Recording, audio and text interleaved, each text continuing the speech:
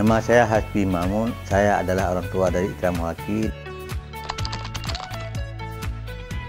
Itulah pertama kita akan melihatkan bagaimana kemampuan dia kemampuannya di kemana, kemudian di mana sekolah yang cocok untuk dia. Kalau bisa yang memang kalau lembaga yang berkualitas dikaitkan dengan kemampuan dia. Ya, kami berharapan masa depan nanti dia bisa hidup mandiri. Dia menguasai ilmu pengetahuan baik intek maupun vital. Jadi kami dalam memilih sekolah tentunya yang ada dua unsur ini. Sekolah baik pun dari tingkat SD, SMP maupun SMA. Ia harus ada terpadu keduanya sehingga ada keseimbangan dalam kehidupan dia dan nanti kehidupan dia yang akan datang.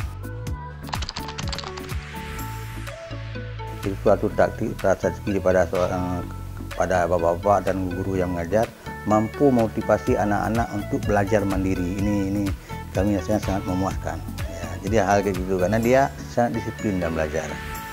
Ada ide dari sekolah ingin mengunjungi rumah-rumah anak-anak didik, ingin mengadakan hubungan silaturahmi antara orang tua anak dengan guru.